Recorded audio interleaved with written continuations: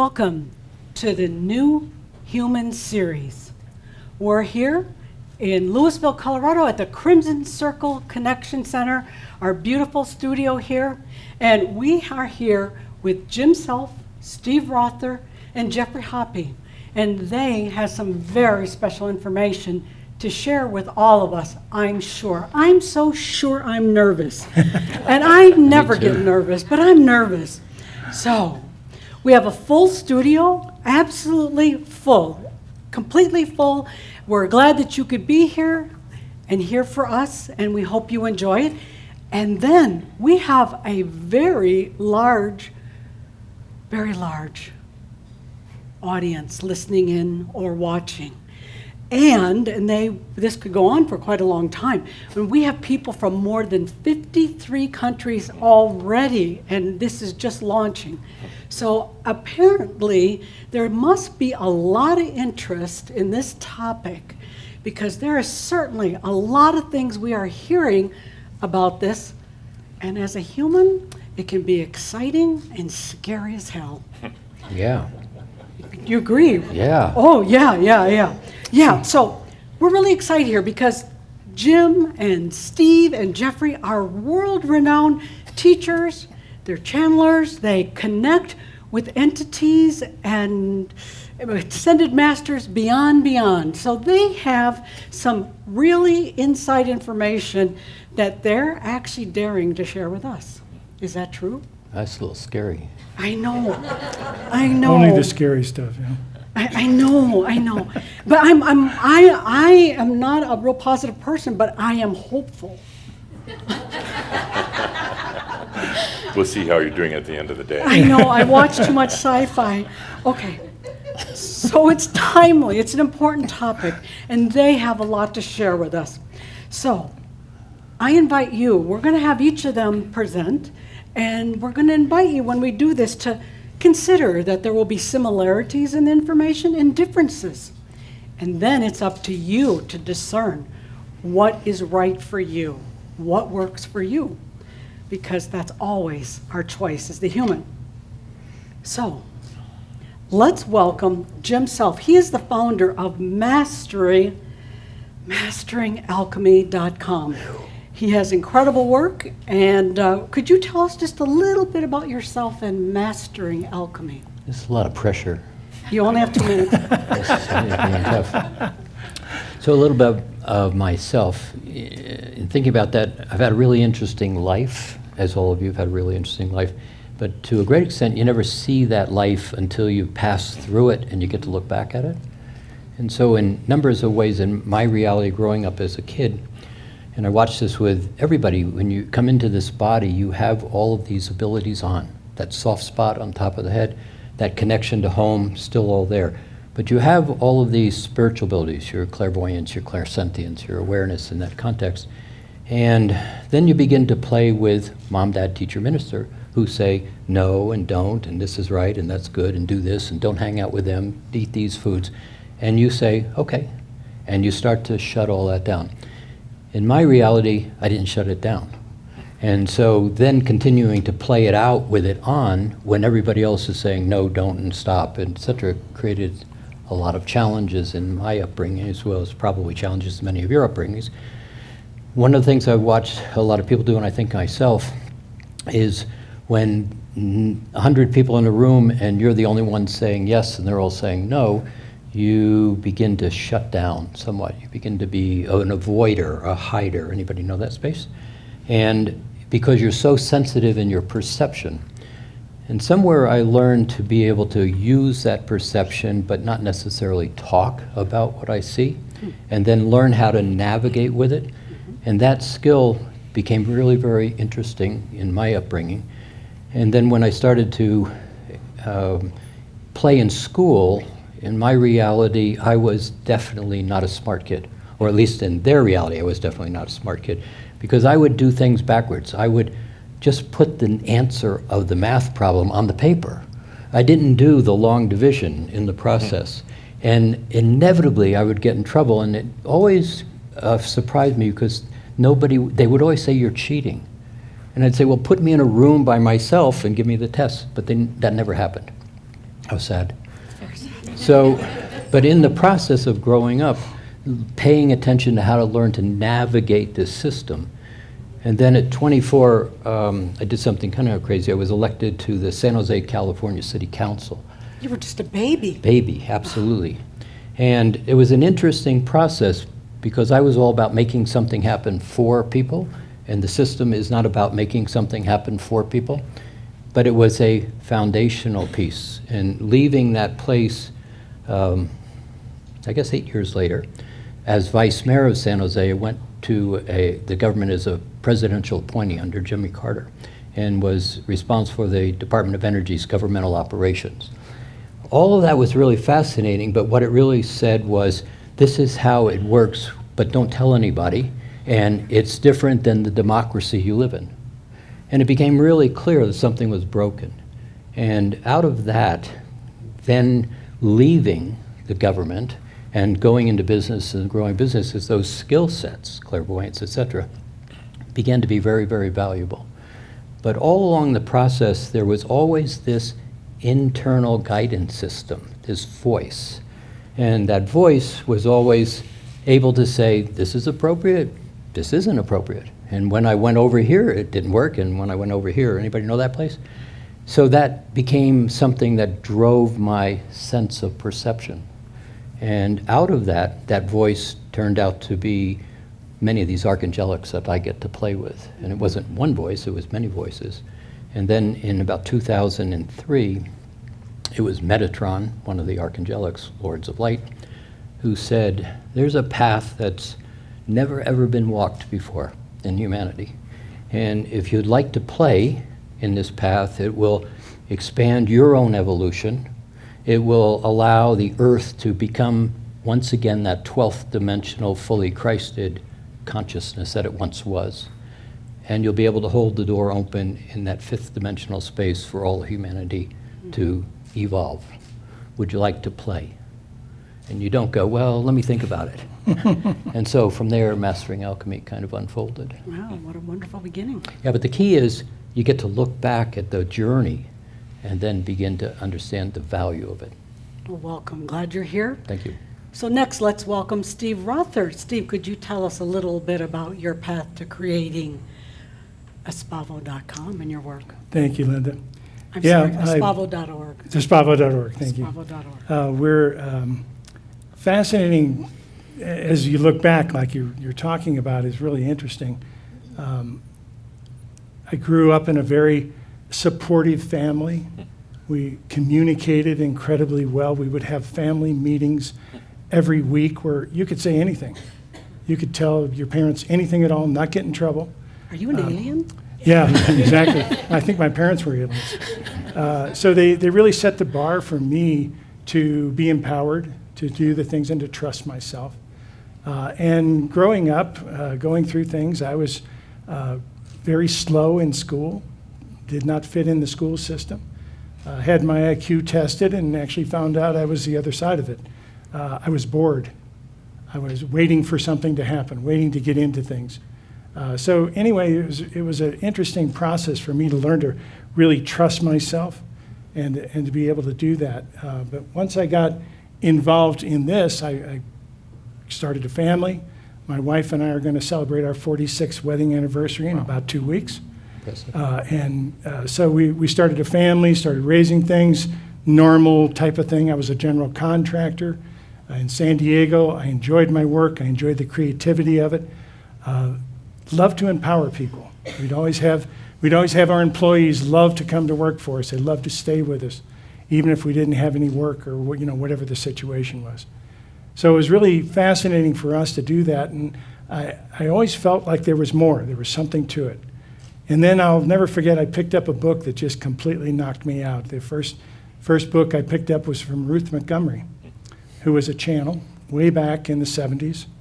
And I picked it up, and it just started ringing true, and I read everything I could get my hands on. And looking back now, I never thought about this until probably about a year ago, but looking back now, she would always start her channels with, hello, this is Arthur, Lily, and the group, which I channel. I channel the group. Now, I don't know if it's the same group that she channels or what, but interestingly enough, after that, I picked up another book that just completely knocked my socks off, and it was a Cryon book. And it just resonated with that. Found a group of people online that actually Geoff Hoppe started. He started a whole connection with that. We started that first chat room, and I was probably one of the first 12 people, I think, that were involved in the whole thing. And we all started trying, thinking, oh, I channel this entity or I channel this entity. And I wanted to know who I channeled because I could feel it coming. And I even said to Geoff one time, I said, why don't we do a meditation online? We'll do a global meditation online and see what happens. And Geoff came back and he says, good idea, Steve. Let me know when you have it ready. So I started saying, okay, I'm going to sit down and write a meditation. And that's when I started channeling. And literally, if you've ever gotten an idea on a keyboard and tried to write and have it come through so fast that you can't type fast enough, and sometimes you end up typing through the tears because it strikes your heart so deep, that's what I was experiencing. And it was very magical and very empowering to be able to share it with this group and so forth. And I think we had 3 or 4 professional channels that, besides you and I, that evolved from that group. So obviously there was a contract there to work with. Started working with other things. We started moving in the spiritual arena when I wrote my first book, some 21 years ago. And now I stopped writing books a little while ago, but I do have another one in the works now. But I basically have 6 books. My wife and I Barbara and I have been so blessed. We've been welcomed all over the world. We traveled 15 years regularly, another country about roughly every 2 weeks. And our life was on the road for a long time. And if I could give something important to everybody, it would be the ability to travel, because you see things differently from the local people's point of view. And it's really magical and beautiful, and we learned a lot from that. So we grew our organization. We started having regular online things. I'm very technical. I love to build computers and different things of that. But when I got into video and audio, it's a completely different animal. So I had a lot to learn. And I ended up building a studio. Barbara got sick at one point, and she wasn't able to travel. We had to basically do something here to keep the audience going, to keep our income coming in, to keep the business alive and everything else. And we started doing it online. And we've been doing that for about the last 7 or 8 years now. And we've been doing mostly online. We've just started to travel a little bit. We've been very blessed to be accepted everywhere. We're 5-time presenters at the United Nations on 2 different continents. We've just had an absolute ball doing this work. The group started coming in, and here I am in this chat room, and everybody's saying, oh, I'm channeling Maitreya, and I'm channeling Archangel Michael, and I'm channeling this, and I'm channeling that. Geoff was kind of quiet at the time. He was channeling, but he wasn't saying a whole lot about it. But the interesting part is the group came to me, and I said, okay, who are you, and what dimension are you from? I want to share that with people. And they said, we're not going to tell you. And their whole process was about being able to bring in the information without putting value into the labels. They said, you humans give your power away to so many things. We're not going to give you another thing to give your power away to. We're going to bring through messages, and we're going to just bring them through, and your audience can take them for the love content of the message alone, or they can leave it, and there's no right or wrong about it. Thank you, Steve. That began the whole process for us. Thank you. So finally, please welcome Geoffrey Hoppe, founder of the Crimson Circle. Geoff, tell us a little bit about your journey, just a little bit. Just a little bit. Kind of a semi-normal upbringing, born and raised in Wisconsin, lukewarm Catholic family. And I would have to say, I look back now, as you guys were talking about, and it was all about timing. I probably rushed in a little too early, but I wanted a seat in this whole experience that we're going through. I remember very early on, the most memorable thing was being by myself. I came from a big family, 7 kids, and I love being by myself, and still do. But I would go off and play, but I really wasn't by myself. I had friends, invisible friends. But I learned very early on not to tell other people about it. I didn't want to share the friends, and I didn't want to be ridiculed for them, so I was very, very comfortable having my own friends. After that, it was pretty much, I was not that great in school either. I really didn't care. That is it. I mean, I got through it okay, but I didn't care that much. I had a very brief brush with what would become my destiny, my future.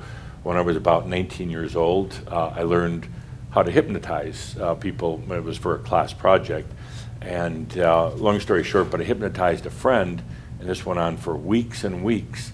And he would go into past lives, which I knew nothing about. The Catholics don't talk about that so much, but I learned a tremendous amount from these sessions. I thought I was the only person in the world who'd ever heard about it, and then somebody put me in touch with the Edgar Cayce materials. So kind of did that for a couple of years, and then dropped it all. Now, the timing wasn't quite right. Got into the business world. Started my first company when I was 28 years old, a marketing consulting company in Texas. Concurrent with that, a few years later, startup aviation company with some buddies of mine. And Linda, by the way, is my wife of 41 years. We were just working ourselves silly between the consulting company, the aviation company, and one day on a flight back home from a business trip, this entity by the name of Tobias popped in. And it kind of, I wasn't too overwhelmed by it because I'd had these childhood friends, so I was kind of used to voices in my head. And after that, I spent one of the best and toughest years of my life going through basic training, or boot camp with Tobias. I knew nothing of the metaphysical New Age world. But he every day came in to talk to me about how to feel, how to sense. It was an amazing year, and I finally told Linda about it. She was very accepting of it. That's a whole other story, funny story, but she was accepting of it. And right about then, I was co-founder in this aviation company, which now is a very large company. They do all the internet for airplanes. If you're on an airplane, you use the internet, watch TV, that's the company. One day I got fired, even though I was a co-founder, and that was good timing. Best thing that happened to me. I was actually going to kind of retire, do nothing for a while, but within a few weeks, the phone was ringing, and people were asking if we did workshops. Hadn't really thought about it, but pretty soon Linda and I found ourselves on the road traveling about 120,000 miles a year. We've been doing that for about the past 14 or 15 years. Tobias left it was 10 years ago, and I had the honor and the fear of starting to channel Adamus St. Germain. Adamus is very different than Tobias. Tobias is loving and kind, and, very nurturing. I got to channel with my eyes closed, sitting in the chair. Adamus came in. He's provocative, can be very annoying. He wants my eyes open, wants me moving around. But I got to admit, I have learned more from Adamus than anything in the world. He's truly amazing. He's a taskmaster. He's tough. He doesn't put up with macchio, which is spiritual BS.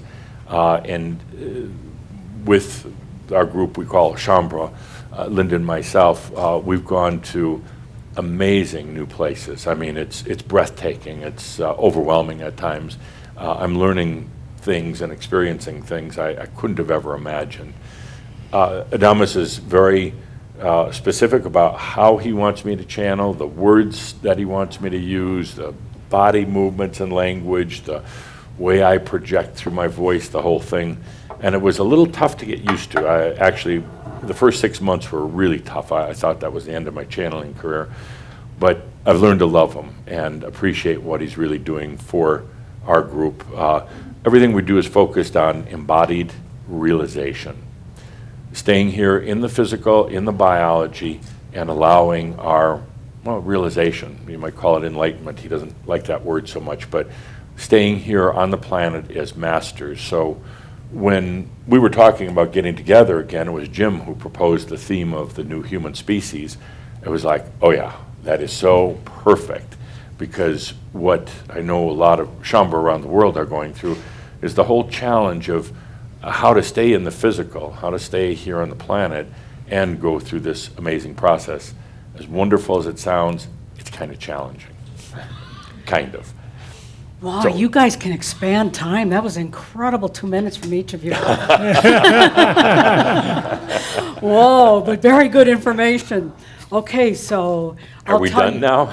Yeah, no, that was very beautiful intros.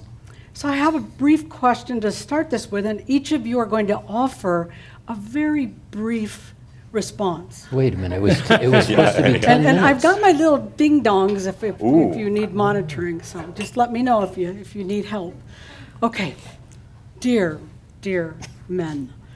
First question, gentlemen, is the subject of the new human species for real? Or is it man in the moon theory? Are we talking about something that will happen in our lifetime or 200 years from now? Tell us a little bit about what you think about this based on the information that your entities offer to you. And let's start with Steve this time. Sure. No, I Brief. think it's very real. I think it's happening within our lifetime. About a year ago, the group did something that completely blew me away. They drew a line in the sand. And they said, you have about 50 years to move into this next process and this next level. They said a lot of different things about the Earth itself, the process that the Earth is going to go through, because she's evolving as well. But the interesting part about it is, ever since then, they've given me a lot of information about what this is going to look like. There are 4 steps that they talked about: moving into the morphogenic body, then moving into an amorphous body, a neurogenic body where we work a new neural network, and then finally into bioluminescence. And we're starting actually to do a lot of that work, especially in our year-long Lightmaster course that we work with. And that is very real, and it's within our lifetime. They actually said that most people, most humans, are not going to start moving into anything until they start realizing something's going on. And sometimes they'll be motivated by things that are taking place with the planet. And they've talked a lot about what's going to happen with the planet, what's going to take place, and so forth. But it's very real, and it's happening right now, and people can feel it. You can not only feel the Earth changing, but you can feel the changes within yourself. Now, we've moved into the 5th dimension. We're having difficulty with the 5th dimension because we still try to get up every morning, put on our little 3rd dimensional bodies, try our 3rd dimensional truths, which don't work the same way in the 5th dimension. But the 5th dimension also allows us to move into this other levels where we can be here on Earth, we can create a new reality right here, right now, and it's very real, and it's right now. Jeff. For me, it's not a matter of if, it's when, and actually the when is right now. I mean, it's happening right now. And I get so passionate about this because it's here. There's scientific evidence, but I think the biggest evidence is what all of us are going through right now in our lives. There's an energy behind it that may not be able to be evaluated scientifically, but we know it's happening. The disturbing thing for me sometimes is that we have all these other distractions on the planet, starting with Donald Trump and going to everything else, hurricanes and politics and economies and everything else. So humans tend to get caught up in these distractions, in the dramas.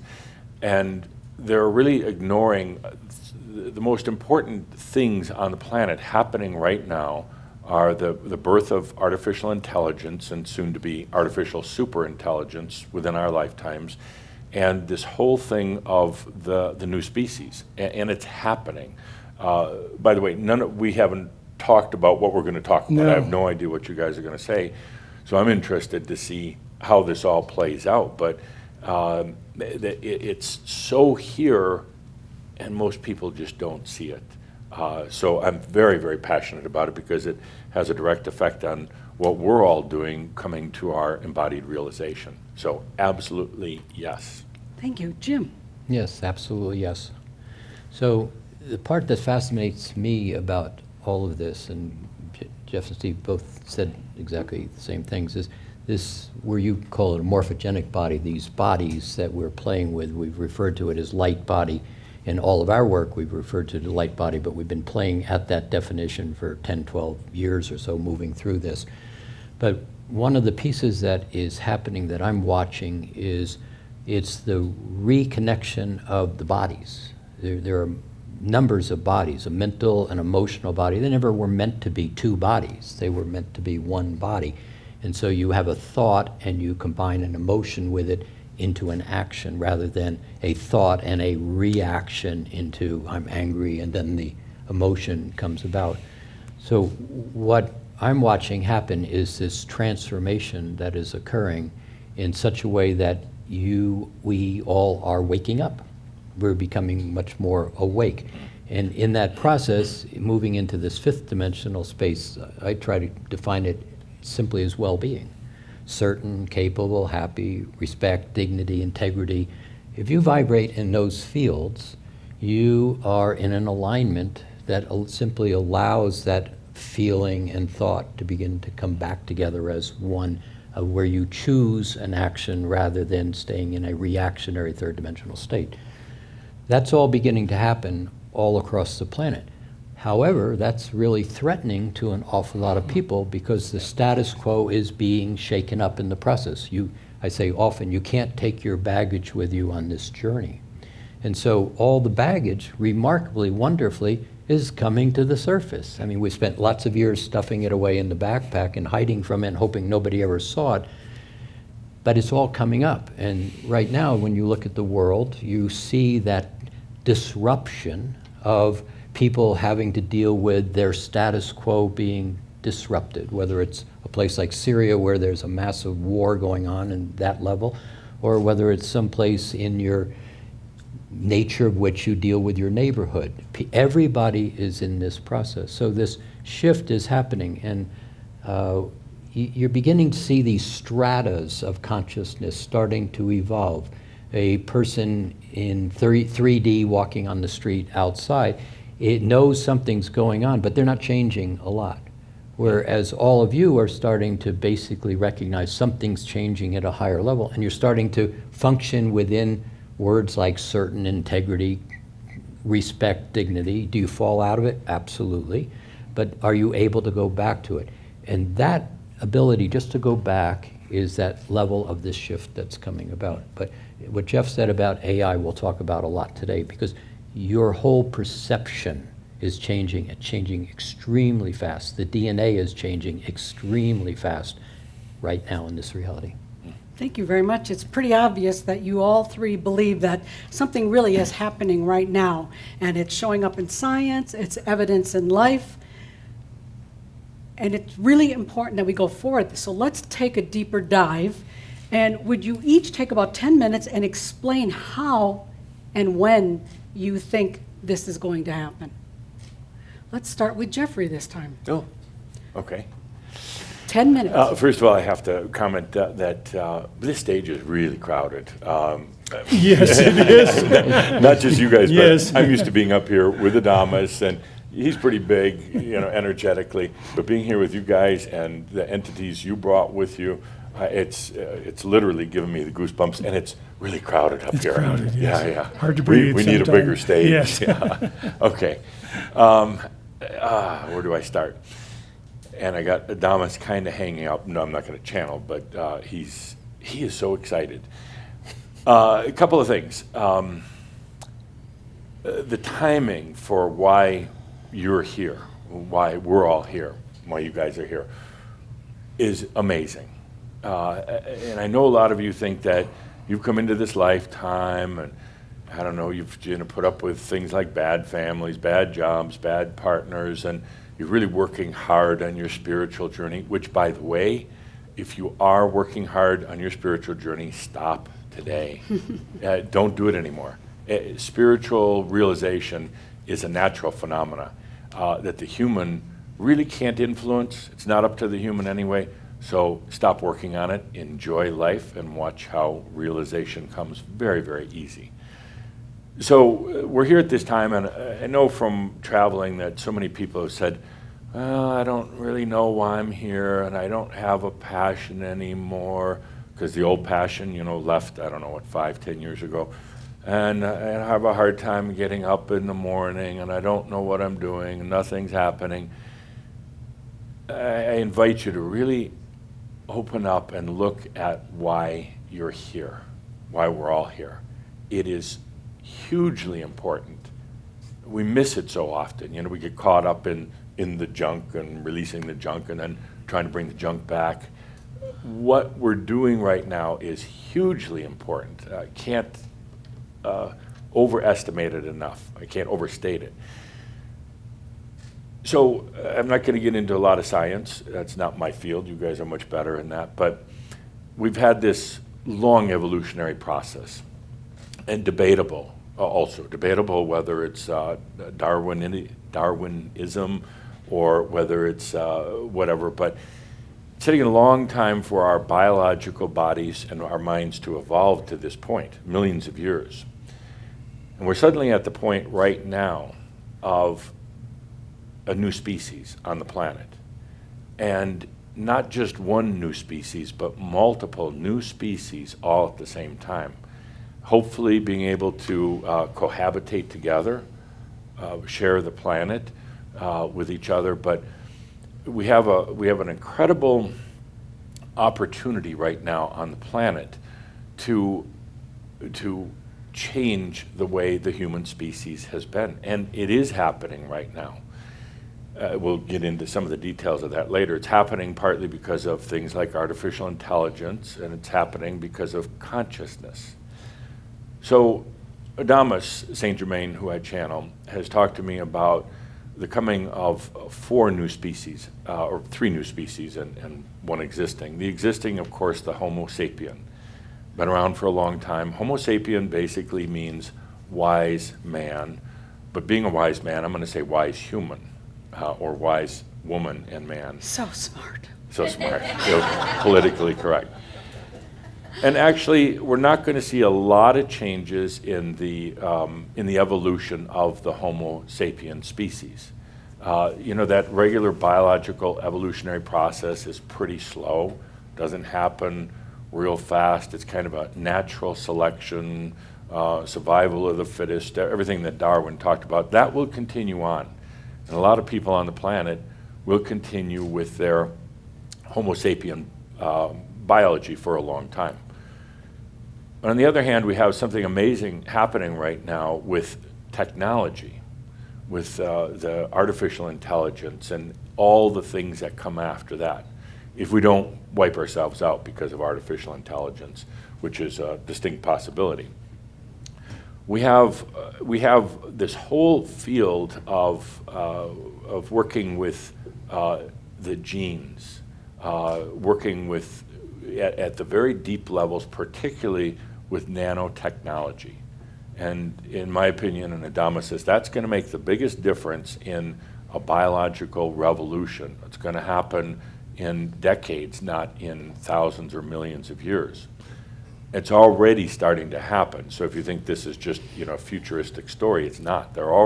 We've already changed other species, not the human species. We have changed other species with gene tinkering, and it's all being done, I would say, mostly innocently for the sake of helping us to understand biology and life, genes, and that whole field.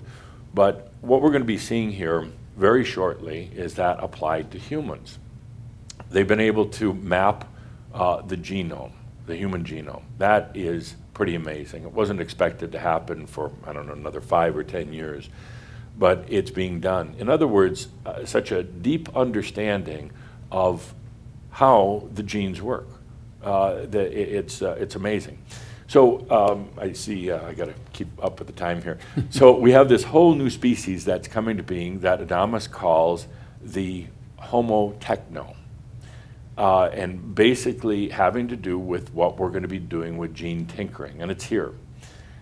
Then we have another species that's going to evolve, and it's a big question mark on this species.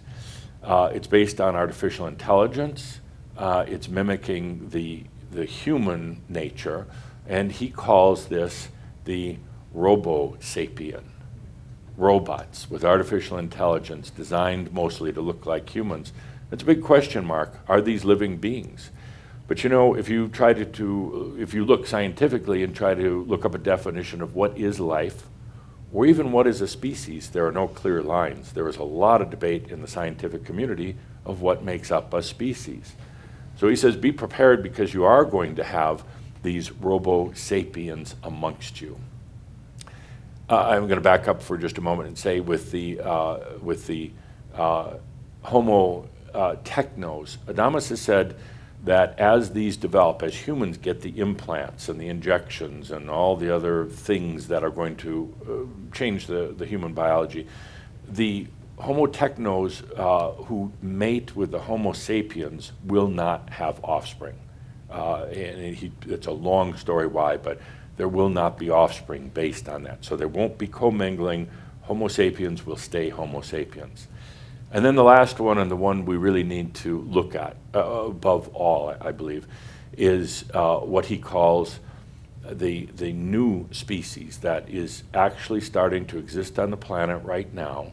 It's going to happen quietly and very slowly, and there won't be many, but he calls them the Homo Christos.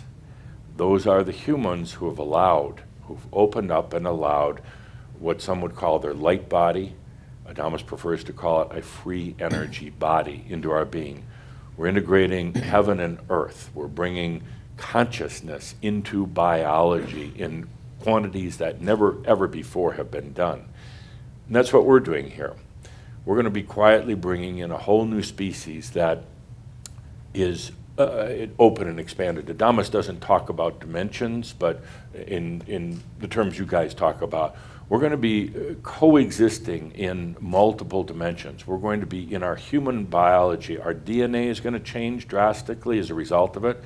And as many of you know, a lot of the Crimson Circle work is about releasing your ancestral karma and your ancestral relationship, because your ancestors are not you. Their minds, their body, none of that is you. And in doing so, you change your DNA and you change your genes to the point where you'll be able to go in and if you get a DNA test today and you go back 5 years from now, it will be different.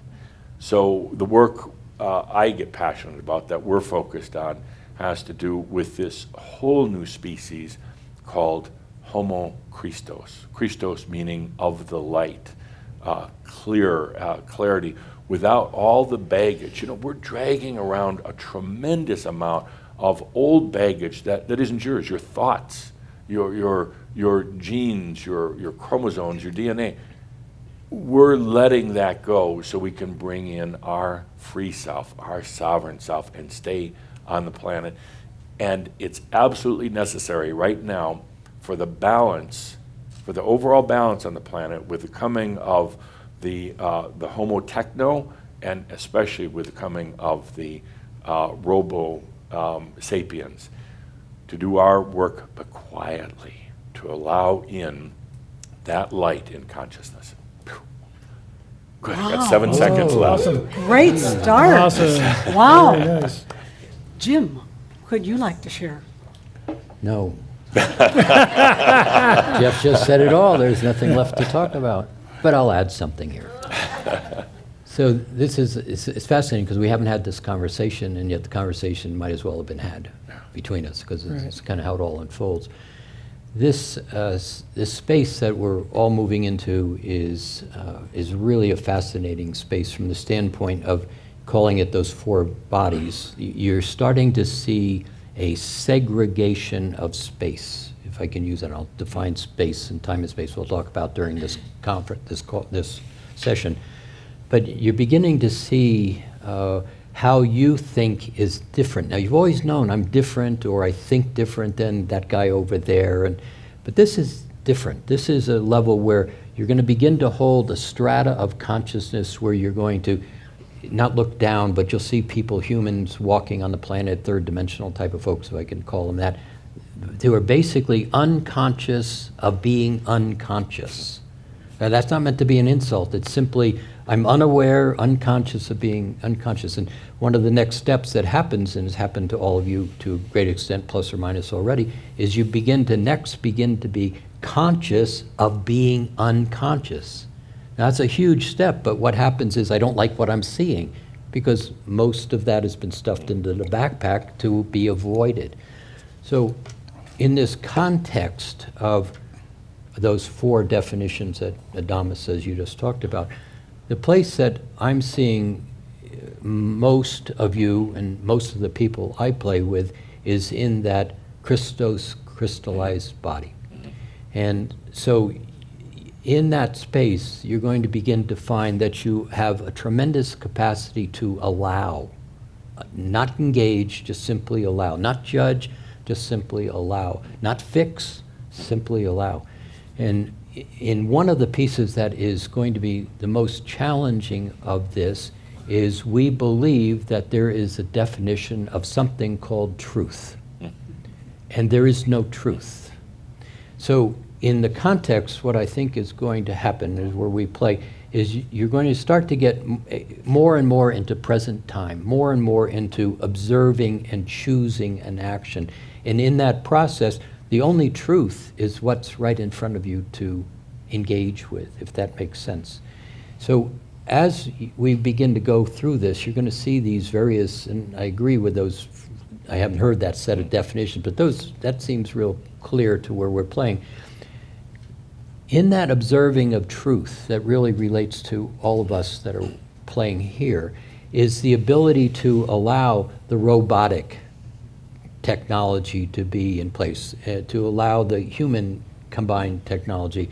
In a way, you've got a new being that is a biological human with a technological orientation. And then you have a technological being with a biological compartment. And so you're going to see a lot of challenge going on back and forth in this space. You're going to see turmoils because, in a way, that context of stepping into a higher strata to a lot of that level of consciousness is not a consideration. They're just playing in the space that they're playing in the space, learning as they're learning. But this aspect of these stratas, and I go back to both of you who talked about in the past where we labeled it at one point 2 Earths, and we called it all kinds of things, and generally agreement that 2 Earth piece isn't really happening at this point in the game. But those stratas, in terms of where this Christos being is evolving, the ability to clear away the baggage, I'm not okay, the ability to basically clear away the ancestral lines in the genes, the ability to begin to transmute the chemical, biological, technological type of complications in the environment that we all live in, the ability to basically, for this being, to step into a place of observing and choosing an action in a very different way. Now, to where I want to talk here in with this context is how we perceive consciousness is in our own truth based on where we've come from. But you used a word earlier, and I've been using this word a lot in the work we play, is as you start to step into this state of consciousness of well-being, the ability to begin to observe how things work is changing. But we're still defining how things work based on how I know things work, so I'm going to look at it from that box to determine what the new box looks like. And it's a fascinating thing because I've been playing with a lot of the people in Mastering Alchemy, and one of the words that they have used is, you used it earlier, is I'm feeling bored. Anybody know that word? I'm feeling bored. Well, in a third dimensional space, bored is simply I've got nothing to do. But the word boring, or bored in this case, is being applied to a different state of consciousness that is pure potential waiting to be dynamically engaged into action. It's simply what it is. And so I'm sitting there and I'm bored. Well, the potential's sitting here staring at you, saying, when are you going to engage something into motion? When are you going to have an intention and hold your attention on your intention? And it's in that space where I'm watching a lot of these beings that I get to play with and the beings that we talked with. is that ability to get quiet enough to where you observe without thinking and without movement. Now that's an odd concept in this space of where opportunity exists. But it's a different strata of consciousness that comes with the evolution of that Christos being particularly. And so you're going to watch a lot of changes happening, I'm going to say, in all of your space over the next couple of years. But the challenge is going to be constantly that aspect of me that looks back and has an opinion, has a judgment, has a resistance, has a condemning, doesn't know that concept of allowing or allowing truth just to be what's in front of you, to choose to engage or to choose to simply allow to be. And so, but this technological piece that is fascinating to me, and we'll talk more about this in a few minutes, is as you begin to put more attention into consciousness, as you begin to engage in consciousness, that consciousness is an aspect of source. It's an aspect of the soul. It's an aspect of the higher self in those terminologies. And what I'm watching is you begin to engage and think as higher self, not as me and you thinking as we've thought. It's in that thinking that a tremendous opening occurs, but it's also this opening in potential that isn't really understood yet in terms of how do I engage with this. So, and there's an aspect of the soul that comes into play. And this is a fascinating place from where I get to play with all those that I get to play with, is artificial intelligence as you are seeing it. One is in its absolute infancy as we understand it. And it is significantly more into the system of our consciousness than we have any clue at this particular moment. The science has put it into the fields, and it's happening everywhere. It's just not called artificial intelligence, and most people aren't even paying attention. But it's nice to have the new gadget that allows X to occur. It's in that particular space, as it kind of grows, that one of the things that you're really beginning to see is the soul thinks in artificial intelligence. As the soul thinks, the mind of the soul, to a great extent, functions as what we call the foundation of artificial intelligence, which is far greater than what we think, but it's how the soul thinks. So the other part that's going to come into play, am I okay so far? That makes sense? The other part that's going to come into play, and we'll talk about this in a little bit, is time, space, and it moves through you. Very, very different reality in that concept, because it allows you to start to see there's I'm saying this word positively, a shattering, a fracturing. It's almost like taking a mirror and breaking the mirror, and you've got all those shards of reflectiveness. The ability to begin to draw from all of those different shards of your own consciousness. Steve, you talk about this in terms of the 11 aspects of yourself. But the ability to begin to draw from who you are as soul in a divided state of being, I'm going to call that positive right now, but being able to perceive and draw from and engage with what the other aspects of you knows is going to be absolutely stunningly amazing. And it's not conceivable from where I'm talking about it at this particular point. So there's the technological side, there's the spiritual side, but it's this merging evolution of what's being made available is going to be really very profound to each one of us, if you allow boredom to be a potential rather than a detriment to your existence. Isn't that called flying? Flying? Yeah, airplane flying? Or Yeah. Okay, Thank you, Linda. thank you. Steve?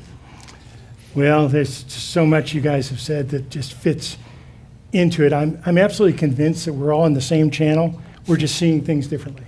We get to interpret it a Yeah. little bit Yeah. differently. Different words. We get different words, we get different pictures and so forth. So it's fascinating to do this. Okay, several things I want to bring up very quick to kind of get a basis of what I'm going to say. Number one, the Earth is changing very rapidly. We know this from a scientific basis. In the last 100 years, we lost 10% of the magnetism of planet Earth. In the last 7 years, we've lost another 15%. Now, that's not completely documented by science yet. It takes time. The magnetic field is not even throughout the whole planet, so it's changing, and it's constantly moving. So we've seen a reduction in the magnetism on planet Earth. Now, there's an interesting part of that because the group actually says that that has a lot to do with our evolution. We're not being pulled back into the density quite as much, and we have opportunities to evolve very quickly during these times of low magnetism. The Earth itself, according to the group, is actually going through a magnetic pole reversal. It's going to take some time. In reality, I don't think we have to worry about that because it's going to be off in the distance, and there's going to be some incredible things that are going to take place in the meantime. But as the Earth continues to reduce its magnetism, it reduces its magnetic field, which is called the magnetosphere. The magnetosphere gets weaker. It allows more particles to come in from the sun, from the cosmos, X-rays, gamma rays from the cosmos in different areas. And we're just getting ready this next year to enter Solar Maximus, a new solar cycle. Starts in 2019. By the time we get to 2022 and 24, we're going to be in the Solar Maximus area where we get the solar flares. With the reduced magnetism of the planet, we have major changes that can happen with that. Now, there's a lot of things to that the group talks about. The actual solar cycles themselves have been reducing. The last 3 solar cycles were very large, smaller, smaller, smaller. So hopefully we'll get by with a very comfortable solar cycle in this next one. We'll see. But the energy coming in from the cosmos and the sun, we're not being protected in the same way that we were during these huge changes of the Earth. On top of this, the Earth is going through major changes anyway. They've talked about the potentials for as we go through some of these things within our lifetimes. They've actually talked about a mini ice age coming. We talk about the globe heating up. Well, if you look back in history, you'll see any times that it heated up, it swung the other way. And sometimes it spent 200 million years in an ice age. Well, in truth, we're actually in an ice age, but we've got this calm area of it, and we're liable to go back into that a bit. Does that mean that humans are going to stop existing on Earth? No, this is a mini ice age. It just means things are going to get cold. And then we'll swing back into another heat cycle, and a cold cycle, and a heat cycle. The reality is, I don't think we're going to be here. I think we're going to be here, but we're going to be in different bodies, just like Jeff and Jim are saying. So the basis of the group says we're not the humans we think we are. We're spirits inhabiting these human bodies. And that we work with the spirit.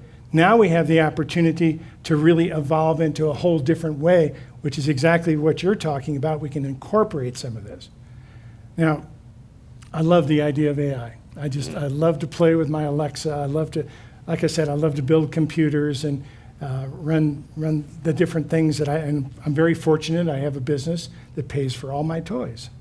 So I'm very happy with that and being able to do that. The AI that's coming is already here. We don't see it. If any of you have Windows 10, you'll notice that just a short time ago with one of the updates, you started getting these fun little images, these beautiful images. And Microsoft is going to ask you, do you like this image or do you like other images? And you can say, I like this or I'm not a fan. And new images come up all the time and you get to vote on them. What do you like to see on your... That is AI. They can learn so much about you from your choice of pictures. And believe me, they are. Now, is that an evil thing? No, they're going to use it for marketing. It's very out in the open. Microsoft is in business to make money. That's what they're going to do. So these are all typical AI things that are going to infiltrate our lives in different ways that we're not sure about. And you can play or not play. It's going to be entirely up to you. We're also seeing AI coming in the area of robotics. We've been here before. We've been here in Atlantis. We've made some serious mistakes in Atlantis that we hope we look differently at as we go forward, because we have the opportunity to treat this totally differently. We do have the changes going on with the genes. We're learning about DNA. This magnificent thing that's come along called a CRISPR is explaining exactly what Jeff talks about. Being able to take a little piece of the DNA, move it over here. In reality, our DNA in our body is very much almost identical to a mosquito. only one little tiny piece of movement of that DNA. Now we've got CRISPR technology that can actually take that piece out. So what can we do? We can evolve the human being in the physical form, but it's not our spirit. That's the important part. What Jeff is talking about, I believe, in the area of Homo techno. Homo Christo, Yeah. Oh, Homo Homo Christo. Christo, Right. is basically what we're referring to as the step into bioluminescence, or light body, as Jim has been calling it. We all come up with the different words, but basically we're moving out of the physical body. We don't need the density that we've been carrying all this time. And it's a huge evolutionary leap out of Homo sapien altogether. If you look back, you'll see that those leaps happened very quickly. Nobody can say that there was a huge gap of 50, 100, 300 years that it took. It almost as if it happened overnight. It's happening now, and we're seeing it take place. So what does it mean? Well, let me just give you the very basics about the dimensionality that we talk about. We talk about dimensionality in two ways. Number one is the collective dimensions. We live in a collective dimension. We've been in a collective dimension of the third dimension. Time is different in the third dimension. Let's go back. In unity consciousness, first dimension, we're all connected. We don't need time. There's no time at home. We come in here, we start playing the game, we go through the second dimension, which experiences folded time, and we start having a little separation. We land in the third dimension where we have past, present, and future in a linear fashion. We've learned to think in a linear fashion. We speak in a linear fashion. It's how we've evolved. Now we've moved through the fourth dimension, which talks about circular time. And we're starting to become very much aware that we repeat our past. We repeat it to perfect it. And if we don't deal with it, it comes back up in our face. It comes back up just like Jim was talking about. It all comes to the surface right now. So that was the fourth dimensional imprints we get from circular time. But now we're stepping into the fifth dimension and anchoring in the fifth dimension. As we do, time is spiral. And we step out of the line altogether. If you can imagine a spiral, which is a circle and a linear coming together, if you can imagine that spiral, we don't have to be in the spiral at all. We can be in the center, which is a state of being. And that's what we're learning to do. That's still space. And in that space, things come to us. We don't need to go out and consciously create anything. We can be our spirit. And the more that we can do that, the more that the spirit starts evolving through the physical body. The light carries more in the physical body, and it's going to happen almost in the blink of an eye. And we'll have all these different levels, and being able to do this, to be able to work with. The most important piece about this is we're not to judge people who stay behind. We're going to need people to stay behind. There's going to be a lot of people leaving the earth, dying, and many are being called home to be on the other side to be able to assist from there. So there's a lot of things taking place very rapidly that are going to be happening in different ways that we evolve. And that is going to be the part, is learning to live in that spiral time space. Now in spiral time, we have to think in a spiral fashion. We're used to linear. We're used to one moment after the other. What if we were able to bring it all in at once? Well, that's what we're getting used to. And that's what some of our trainings are starting to be about. We call it spiral time thought. And time, space being together as one. So living in that space, and I think that has a lot to do with your levels that you talk about being in that space. It's just simply a different way of describing it. We step out of the line altogether. We put ourselves in the middle of that spiral, and everything revolves around us. And we become spiritual beings, the spiritual beings we are, with a little bit of the human attributes that we can start to lessen and step out of. In that case, we can step out of and watch this wonderful transition of planet Earth, still be here, and not have to worry, am I going to live through this? Is it going to get too cold for me? We can actually step into a spiritual space of being in that place and emanate that spirit through the body. That is bioluminescence. And we're stepping into it. It's happening on a regular basis. We all have an opportunity to step into it, and different levels of it. So that's the piece that we wanted to share with things, to be able to kind of put that in a little bit different flavor. But it's fascinating to hear your guys' story about this and Yeah, it how is. this works. really is interesting. I got a feeling this is all going to continue on. Yep. Yeah, I mean, both It is. individually and all of our work put together. I mean, there's just so much synergy in it. It Yeah. is. Yeah. Amazing. So, Thank you, Linda. no, thank you. So you hear 3 very different perspectives and yet very similar perspectives in some way. But listening to this is kind of like, holy cow. We're in that moment, yes. So can you talk a little bit about how do you take on this next step that you're talking about and still stay here? Like I said, Talk amongst yourselves. Yeah. So one of the reasons I think we use the word levels is not necessarily because there are levels, but it's a reference point to the rational mind Right. to get a point in space and define itself. That's all that is. There's no truth to that. There's just a reference point to basically keep track of myself. Where am I going? This shifting that's happening, there's an interesting piece of this, I'll add one more here, is in that level of being able to raise up to a lighter, faster vibrational field happens when you begin to step out of the I'm not okay. So if you hold on to anger, rage, resentment, you know how that feels, and when you play in laughter, happy, amusement, you know how that feels. And so if you say which one is simpler to navigate, it's really in the ease of laughter, enjoyment, those type of things. So this clearing away the baggage that's coming up is really all about being able to navigate in a lighter, faster way. And one of the pieces that came up recently in a conversation, and I don't remember how it actually came about, but we were talking about death. And the statement was, well, death isn't what you think it is. And so it kind of evolved into an interesting conversation.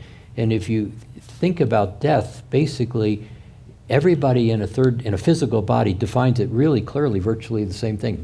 The body comes to an end and that's all there is to it. But in this discussion, that's not what death is. That's just the body coming to an end point. So in fact, you're really all looking forward to death.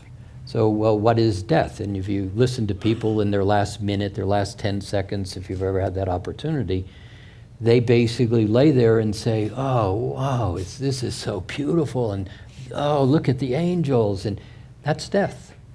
So the question was raised, why are you waiting until you lose the body to experience that? Yeah.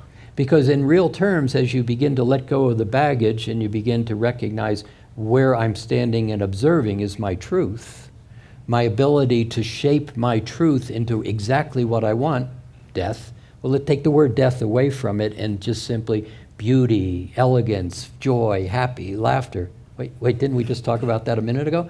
So here's that whole possibility to step into this aspect of yourself without calling it something. And in that third dimensional reality, who labeled that and how did that come about? And then it became a belief system. Taxes and death, that's all there is to it. Mm-hmm. Well, we know taxes don't count anymore because I've been watching Donald and that's another subject. So Distraction. Was I bad? Sorry. Yeah. So, No, there is no good or bad here. oh, thank you. I feel much better. Just levels. Just levels. I love it. So a lot of what's happening is as you get out of this, and Steve, something you said, we've talked about this many times, is if you can begin to recognize thoughts are electrical and emotions are magnetic. And so let's even break emotions and feelings in 2 parts, because Jeff, I heard you and Adamus say something similar to this, not so bad.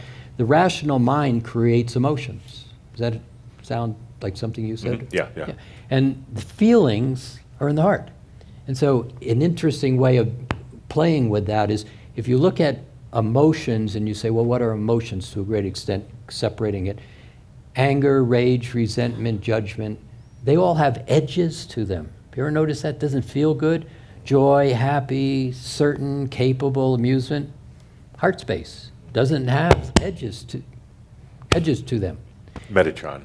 Did that? Yeah, Yeah. So if you can begin to have that as a simple statement, emotions, feelings, again, all it is, I'm not going to move. Oh, now we can really play. Linda's gone. Okay. Oh, all right, good. So if you can separate out as a frame of reference, not a truth, emotions have edges, feelings are smoother, the ability to start to notice I'm out of balance and let that begin to go. But where Steve was saying the magnetic field of the earth is beginning to change, your emotional body is a magnetic field. It holds, think about I'm really angry. Well, does that feel like it's really magnetically held in one place to a great extent? Or words like I'm stuck, or this isn't going to change, this is always how it's going to be. Can you hear the magnetism in the locking that all down? So one of the things that I'm watching is going to occur is the magnetic field around the earth changes. All of that noise is going to come to the surface as emotions. But if you can begin to segment it out, you're going to find that changing those emotions are going to be much more helpful to moving to that state of what I want, and I'm going to call it death here, and I'm going to call it joy here. So let's throw away the death definition. What are you doing to him? Thank you. One thing I forgot to mention when I had my 10 minutes was tied in with all of this. Yeah, tied in with all this. Adamus has been talking lately about Gaia's leaving. You know, Gaia's been here, kind of created the life on Earth in which we're all living, but he is leaving over the next couple hundred years. So look at the convergence of everything that's happening right now. Gaia's leaving, we're bringing in consciousness, the human species is changing. What an amazing time to be here on the planet if you recognize what's going on. If you don't, you're talking about being unconscious or being unconscious. I couldn't even imagine going back to that state, but a lot of humans are in it, no judgment. But Linda asked the question, what to do, right now. And it's be aware of why you're here, why you chose to be here. Be aware that of the new passion. The old passion used to be, I don't know, whatever it was for you. But the new passion is bringing consciousness into biology. And I do believe that the people that we work with aren't going to go the route of nanotechnology implants or anything like that. Won't need them, won't have them. I also feel that if you're aware of this term singularity, it's bounced around a lot in the AI business. Basically, singularity means that point where nothing is the same anymore. You couldn't even fathom it in this mindset. From today, you cannot see into that tomorrow because it's so different. And I think what's happening is we're going through our own version of singularity, we might call realization or enlightenment, without all the technology or the robotics or any of that. We're going through it because we're simply allowing our consciousness to come in huge quantities that's never been done before. Actually, the body wasn't ready for it, and the mind, we're not ready for it. And the work you have been doing with everybody and what we're doing, we've spent 20 years or more, and it's all been in preparation of this huge infusion of consciousness into biology. We're not going to need nanotechnology. Well, it's opening the door to it. Yeah. Nanotechnology and the AI and everything else is giving us an idea of how we're going to incorporate it into ourselves as we move forward. So, right. Yeah, I agree with you. I absolutely There's think an that's aspect of that, and nanotechnology is a tremendous science. It's absolutely fascinating to. But when you get down to it, nanotechnology is simply a particle of light that's no longer a wave, non-physical. It's a particle in physicalness. And it has the capacity to hold consciousness also. Yeah. And it's aware of itself being aware of itself. So when we start to play in this space where we are now playing, one of the things that I'm aware of is your ability as a consciousness to bring yourself into that level of particle, fully conscious, and alter it, change it, utilize it for your own best utilization, Right. is absolutely available to you, rather than, and it's in that field of potential. And so being the creator, or being the smallest particle there is in this spiraling time, as you define it, Steve, in present time where everything becomes available and nothing moves, similar spot, the ability to be whatever it is you wish to be in that consciousness begins to be very available. In that space, there is an evolution that goes with it. So in real terms, we've been playing in this party called Earth, and we've been playing in this party called Body, and the party's over. Yeah, And party's it's over. just like this, Party's over. we're going to go now Yeah. home, and we're going to play in another Right. party. Yeah. So it's not that traumatic if you begin to define it in terms that allow you to have ease to navigate the possibilities, rather than the limitations that are there to you because the Earth is going to end, or whatever belief system you hold in place. You're the creator. To me, the frightening part of it is not the evolving into new species, many new species, but the influence of artificial intelligence. The nanotechnology, it's kind of cool. All those type of things I'm very comfortable with. But when I feel out into the future, and what artificial intelligence or superintelligence can do in the wrong hands, and all it takes is one wrong hand, that's frightening. Yes. And that's, the genetic part of the biology I'm real comfortable with. But Steve, you We're have seeing it. a interesting take on. Yeah, well, we're seeing the technology evolve very quickly. Here in the United States, we have this situation with guns, trying to decide whether we're going to control guns. In the meantime, you can print a gun with a $300 printer. Yeah, 3D laser, printer. yeah. 3D printer that's no longer there. So the question is, the technologies are here. How do we want to use them? What are we going to accept? How are we going to anchor this in different ways? That's huge. How? Well, that's the question we're all being faced with, is how the technology is not going to go away. That's the It part. will It's going to not. It will continue. not. It's going to continue to evolve. The question is, at a certain point, we're going to anchor that. We will become the technologies internally as spirit. We don't need the outside influence or even the gene splicing or any of the other things around that eventually. But in the meantime, we have all these new things that are kind of setting the way for that, and to be able to do that. And the other piece that I want to bring up is we also talk about multidimensional aspects. Two ways of talking about dimensionality. One's the collective, and the other's the individual. The group actually says we're in, and they just give this as an illustration, but we're in 11 different dimensions. And what that means is that you have different aspects. You're making different choices over here than you are over here. The spirit is perfect. But when it comes to Earth, it has to pretend to be imperfect. Nothing you can experience here is perfect. So you're hiding a little bit of your perfection in each one of these aspects. They're all making different choices. Over here, you want to decide whether you want a Kia or you want a Cadillac, and you decide on the Kia, and over here you took the Cadillac. So that your spirit can have all these experiences when they come home to integrate into yourself and to evolve your spirit, which is really what the game's all about. And then you get in a car wreck on the way home. And then you see, you buy the Kia that nobody's ever had, and you see 20 of them on the way home. Right. So that's part of the different experience. And we've been separate from our perfection. That is changing as well.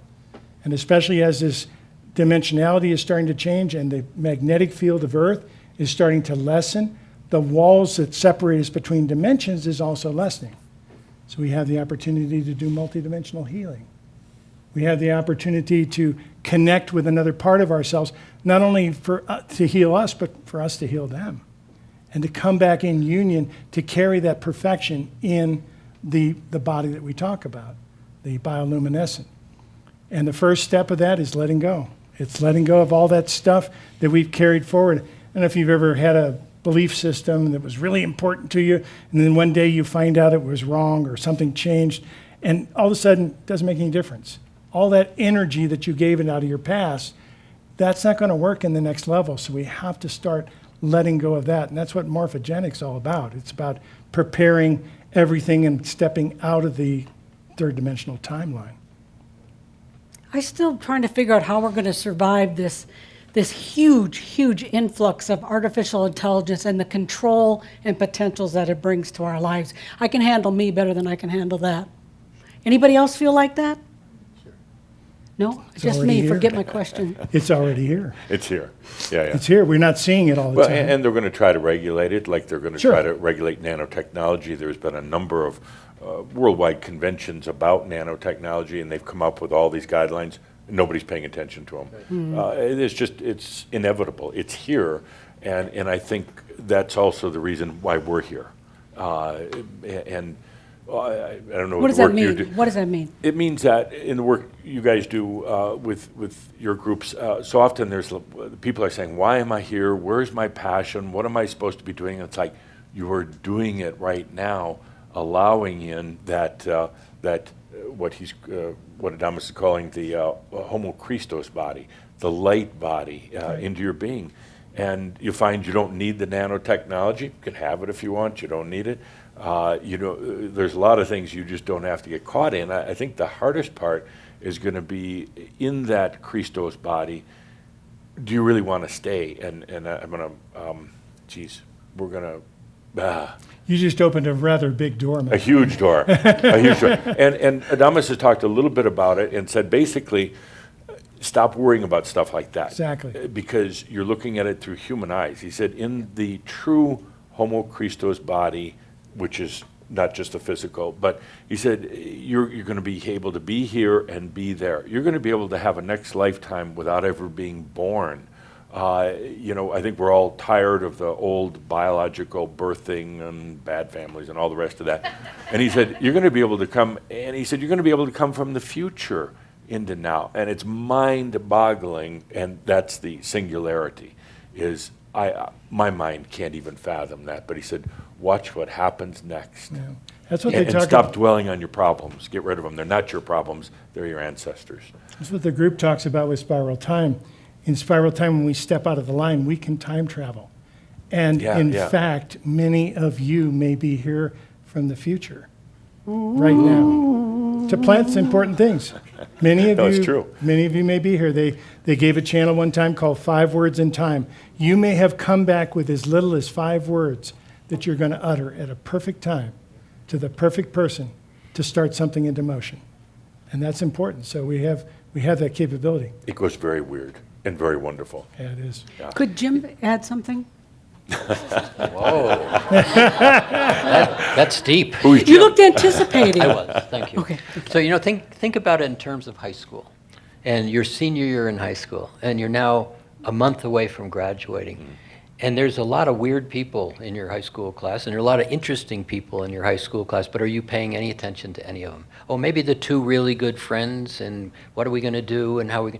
But for the most part, if you think about it, all those others that were in that class, they're starting to already fall away. Your attention is moving into the immediate future.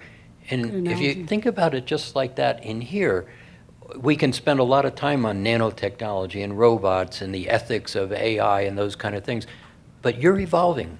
You're graduating. You're stepping into another level. Exactly. You're beginning to have joy in your attention point, but this guy over here, he's going to do this thing. And in my high school class, I learned this long time after, is I knew this one guy who was a very interesting guy, and he now runs one of the big arms manufacturers in the world, in the United States. And this guy was so cool at the time. This wouldn't even have been in his reality. But you don't know the pathway people take to get to where they're going to go. But in a way, I left that guy behind. And you're all going to leave behind, I don't mean people and things, but your reality as you're defining it as truth is in the process of being very rapidly transformed if we can just simply stand there and in present time, what's next? What would I like to do? What would I like to create? How would I like to enjoy myself? That's the piece that leaves everything else behind. And whether AI turns into an ethics issue and we wind up with robots who take over the world, it won't be in your world as we begin to get there. I think that's the important We'll thing. be is observers, yeah. you'll be observers. That sounds like an incredibly good summary statement. Wow. That was. So I think this would be a great time, if you're all okay, that we get ready for the break. And as part of that, I'd like to invite you, if you have a question you'd like to be presented to our team here, send it to speak.angels@gmail.com. And we'll be back after a 30-minute break. Thank you, everyone. Thank you, Steve, Jim, and Geoffrey. Thank you so much. Good. Thank you. Thanks. 30 minutes. That was an hour.